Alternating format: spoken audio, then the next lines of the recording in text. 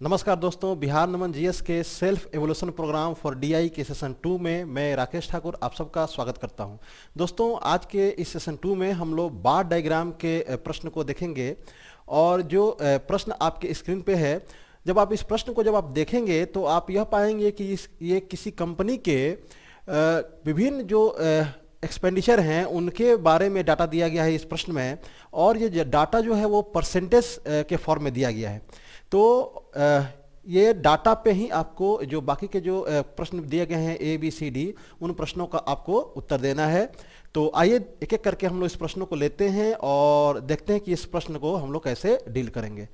तो आइए एक एक करके हम लोग प्रश्न को लेते हैं। चलिए, पहला जो प्रश्न है वो पहला प्रश्न आप यह देखेंगे, आपके स्क्रीन पे क्वेश्चन है। आप देखेंगे कि इस बार डायग्राम में कोई कंपनी है, इस कंपनी के अलग अलग जो मद हैं, जैसे आपका ब्याज पे खर्च है या परिवहन है या आपका इंफ्रास्ट्रक्चर में जो खर्च है, तो अलग अलग जो सेक्टर हैं उस पे खर्चों की चर्चा की गई है, परसेंटेज के माध्यम से बताया गया है। तो और उस पे आधारित प्रश्न है। तो आइए एक प्रश्न को देखते हैं। तो टोटल खर्च कहीं नहीं दिया गया है, ठीक है, टोटल खर्च कहीं नहीं दिया गया है। तो इस प्रश्न को बनाने के लिए आइए हम लोग सबसे पहले मान लेते हैं, हमने मान लिया कि कंपनी का जो कुल जो खर्च है वह 100 रुपया है। दोस्तों, इसको दो तरीके से हम लोग बना सकते हैं। तो आइए एक एक करके दोनों तरीका मैं बताता हूं आपको। तो हमने मान लिया कि कंपनी का जो कुल खर्च है वो 100 रुपया है। माना कि कंपनी का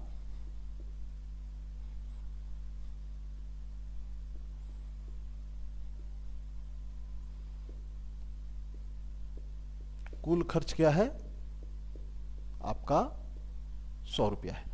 तो जब कंपनी का कुल खर्च 100 रुपया है तो ऋणों पर ब्याज का खर्च और परिवहन पे खर्च कितना हुआ, तो ऋणों पर ब्याज का खर्च कितना हुआ, इसलिए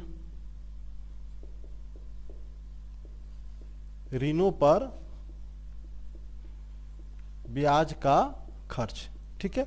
तो ऋणों पर ब्याज का खर्च जो है परसेंटेज में कितना है, परसेंटेज में है आपको 17.5%। तो अगर यदि हमने कंपनी का कुल खर्च 100 पे मान लिया है तो ऋणों पर ब्याज पे कितना खर्च कंपनी ने किया होगा, 17 रुपया 50 पैसा किया होगा। इसी प्रकार परिवहन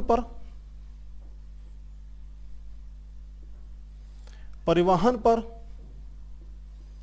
खर्च कितना होगा, तो परिवहन पे जो खर्च जो दिया गया है वो दिया गया कितना, 12.5% दिया गया है। यानी कि ये कितना खर्च हुआ होगा, ये खर्च हुआ होगा 12.5 रुपया। तो क्वेश्चन यह कह रहा है कि ऋणों पर ब्याज का जो खर्च है वह परिवहन में हुए खर्च की तुलना में कितना प्रतिशत अधिक है, ठीक है। तो इसलिए अभीष्ट प्रतिशत अधिकता, ठीक है, किसकी तुलना में बात की जा रही है, तो परिवहन पे हुए खर्च की तुलना में। यानी कि बेस वैल्यू क्या हो जाएगा, हमारा परिवहन हो जाएगा। तो 12.5 से कितना अधिक है, तो 17.5 माइनस 12.5 गुना 100, ठीक है। यानी कि ये कितना हो जाएगा, 5/12.5 गुना 100, ठीक है। और जब इसको आप ये करेंगे तो ये कितने में हो जाएगा, ये 8 है ना, यानी कि 40%। 40% क्या है आपका अधिक है। तो चाहे तो आप कंपनी का कुल खर्च 100 रुपया मान के आप इस तरीके से इस क्वेश्चन को बना सकते हैं, ठीक है।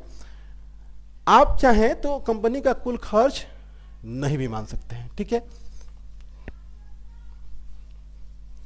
सीधे कैसे बनाएंगे आप,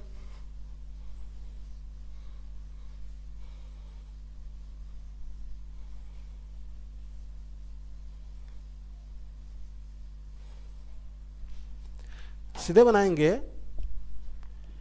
प्रश्नानुसार।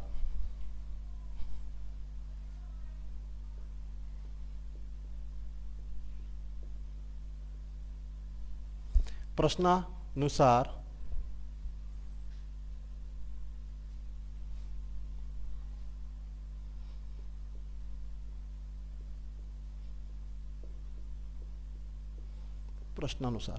ऋणों पर ब्याज का खर्च,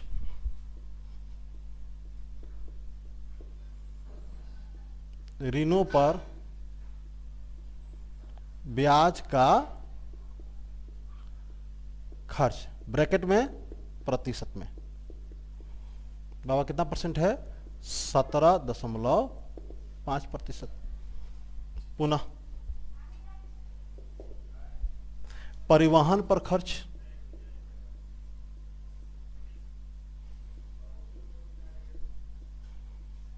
परिवहन पर खर्च प्रतिशत में, तो ये कितना है? 12.5%। तो इसलिए अभीष्ट प्रतिशत अधिकता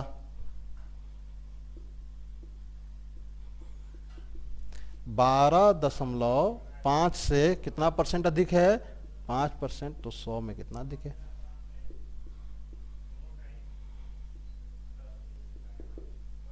ठीक है, तो चाहे तो आप ऐसे बना लें क्वेश्चन को। ठीक है, तो दोनों में से किसी भी तरीके से आप इस क्वेश्चन को डील कर सकते हैं, बहुत आसान प्रश्न। ठीक है, आइए आगे बढ़ते हैं।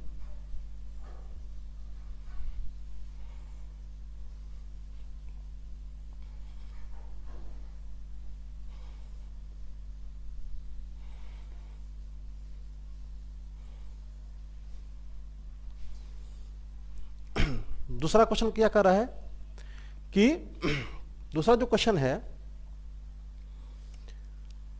कि कंपनी का जो कुल खर्च है, कंपनी का जो कुल खर्च है वह कंपनी द्वारा शोध एवं विकास पर जो खर्च किया जा रहा है और वेतन पे जो खर्च किया जा रहा है उसका कितना गुना है। जो कंपनी का जो कुल खर्च है वह कंपनी के द्वारा शोध एवं विकास पर तथा वेतन पर जो खर्च किया जा रहा है उसका कितना गुना है। ठीक है, तो आइए कंपनी का जो खर्च है परसेंटेज में दिया गया है, तो हम निकालते हैं कंपनी का कुल खर्च।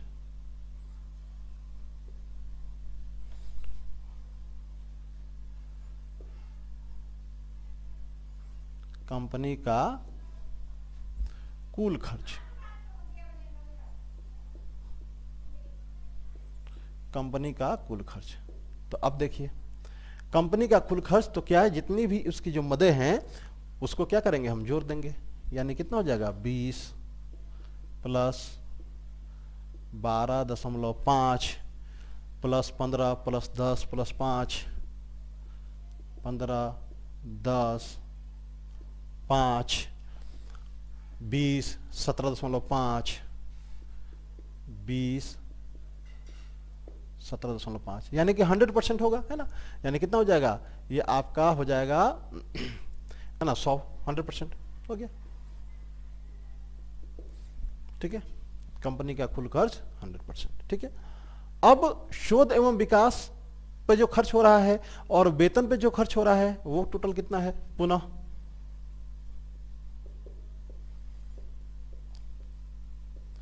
शोध एवं विकास तथा वेतन पर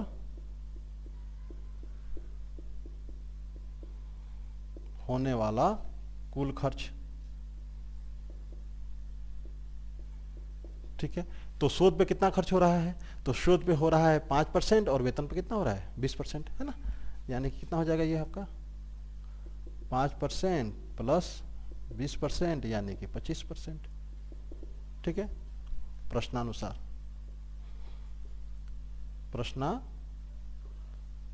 प्रश्नानुसार प्रश्न कह रहा है कि 25% का x गुना बराबर 100%। तो इसलिए x की वैल्यू कितनी हो जाएगी? 100/25 यानी कि 4 गुना। और यही क्या हो जाएगा? यही आपका उत्तर हो जाएगा। ओके, 4 गुना। ठीक है, आइए तीसरा प्रश्न चलते हैं।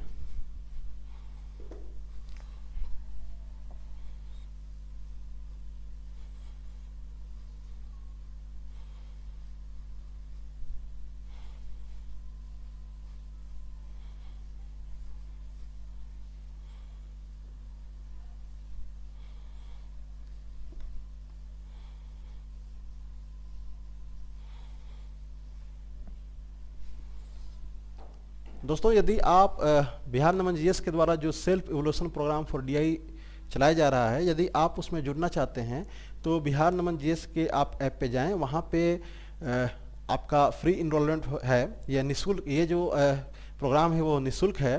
तो इस प्रोग्राम में अगर यदि आप शामिल होते हैं तो आपको फ़ायदा यह होगा कि आपको जो प्रश्न जो मैं अभी यहाँ पे आपको डील कर रहा हूँ, वहाँ पे आपको सबसे पहले एक लिमिट टाइम पीरियड में आपको उस प्रश्नों को हल करने को आपको दिया जाता है, और आप पहले उस प्रश्नों को हल करते हैं और देन उसके बाद हम लोग 1 बाय 1 क्वेश्चन को मेरे द्वारा उसको डिस्कशन किया जाता है। ठीक है, तो वहाँ पे क्या होता है कि वहाँ पे टीचर और स्टूडेंट के बीच इंटरेक्शन होता है, एक एग्जामिनेशन का माहौल, आपको एग्ज़ाम का माहौल आपको मिलता है। ठीक है, तो जो भी लोग इस प्रोग्राम से जुड़ने के इच्छुक हों, यह निःशुल्क प्रोग्राम है आपका, और बस इसके लिए आपको करना क्या है कि बिहार नमन जीएस के ऐप पे जाना है, वहाँ पे डीआई के सेक्शन में जाके आपको फ्री अपना एनरोलमेंट करा देना है। आपको वहाँ से यूज़र आईडी और पासवर्ड आपको मिल जाएगा, उसी के माध्यम से आप ऐप से जुड़ेंगे और फिर एक टाइम पीरियड में आपको उस प्रश्न को सॉल्व करने के लिए बोला जाएगा, और फिर उसके बाद हम लोग उसको डिस्कशन करते हैं। ठीक है, तो निश्चित तौर पे आपको वहाँ पे फ़ायदा होगा। आइए चलिए तीसरा नंबर क्वेश्चन देखते हैं। तीसरा नंबर क्वेश्चन क्या कह रहा है कि जो आधारभूत ढांचा और परिवहन पे जो कुल खर्च है, कंपनी का जो आधारभूत ढांचा और परिवहन पे जो कुल खर्च है और करों तथा ऋण पर जो ब्याज का जो कुल खर्च है, उन दोनों के बीच क्या है, अनुपात क्या है। ठीक है, बहुत आसान प्रश्न। तो आधारभूत संरचना, आधारभूत ढांचा एवं परिवहन पर हुआ कुल खर्च देखते हैं। तीसरा नंबर क्वेश्चन, तीसरा नंबर क्वेश्चन, आधारभूत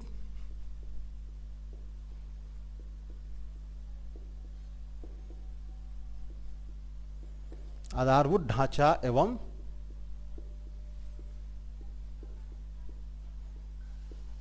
परिवहन पर कुल खर्च। ठीक है, तो आधारभूत ढांचा पे कितना परसेंटेज खर्च है कंपनी का, तो आप देखेंगे 20% है ना, तो 20%। अच्छा, ट्रांसपोर्टेशन पे कितना है, परिवहन पे कितना है, तो 12.5% है, यानी कि 12.5%। टोटल कितना हो गया, टोटल हो गया आपको 32.5%। पुनः पुनः करों एवं ऋणों पर ब्याज पे कुल खर्च कितना है करों एवं ऋणों पर जो ब्याज है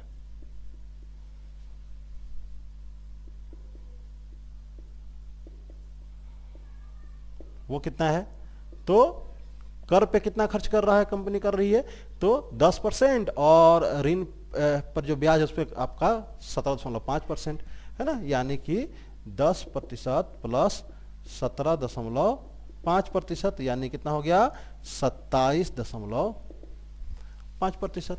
अब इन्हीं का क्या हो रहा है, इन्हीं का आपका अनुपात पूछ रहा है। ठीक है, तो इसलिए अभिष्ट अनुपात,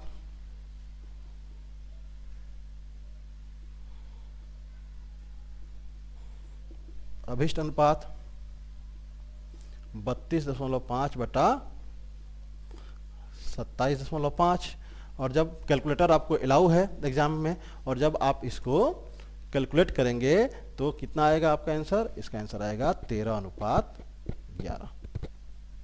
ठीक है, और यही क्या होगा, यही आपका आंसर होगा, फाइनल आंसर 13:11। ठीक है, बहुत आसान प्रश्न। आइए और इस क्वेश्चन का अंतिम प्रश्न करते हैं हम लोग।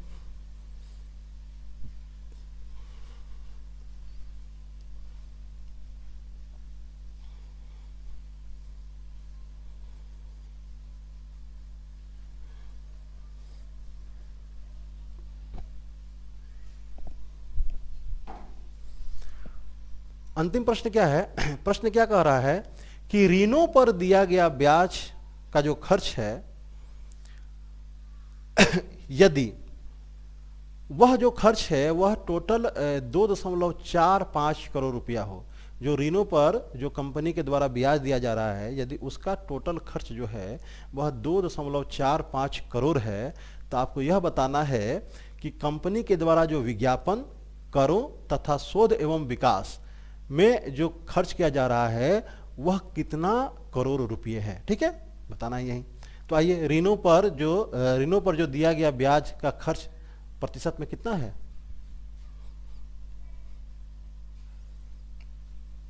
चार नंबर क्वेश्चन,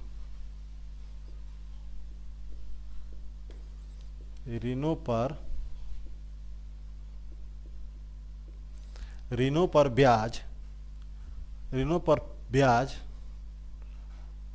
पर ब्याज का कुल खर्च कितना है भाई? तो 17.5% है ना, 17.5% है। ठीक है, पुनः किस पे खर्च की बात की जा रही है? विज्ञापन, कर एवं शोध विकास, है ना। पुनः विज्ञापन, करो एवं शोध तथा विकास पर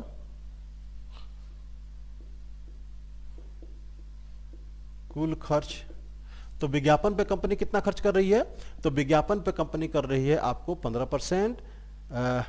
विज्ञापन, कर और शोध टोटल मिला के आप अगर ये जोड़ेंगे तो कितना हो रहा है? 30% हो रहा है ना। तो कुल खर्च बराबर कितना है? 30% है। ठीक है, अब प्रश्नानुसार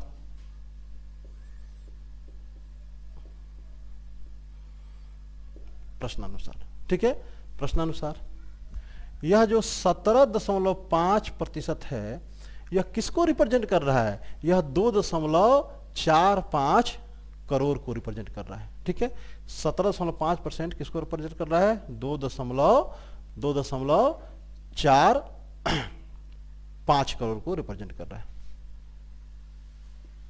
रुपया। ठीक है, तो इसलिए 1% कितने को करेगा भाई?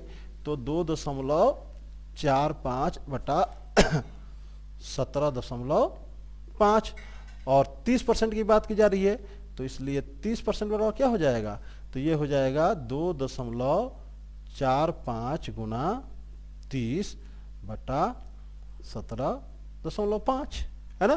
तो मान लो कि ये जब आप डेसिमल हटाओगे तो यहाँ पे 2 शून्य हो जाएगा, और जब ये डेसिमल हटाओगे तो यहाँ पे 1 शून्य हो जाएगा, है ना। तो जब आप इसको करोगे तो क्या हो जाएगा? काटोगे तो ये तो आपका ऐसे ही चला गया। ठीक है, और जब टोटल जब इसको कैलकुलेट करोगे तो ये वैल्यू आएगी 4.2 करोड़।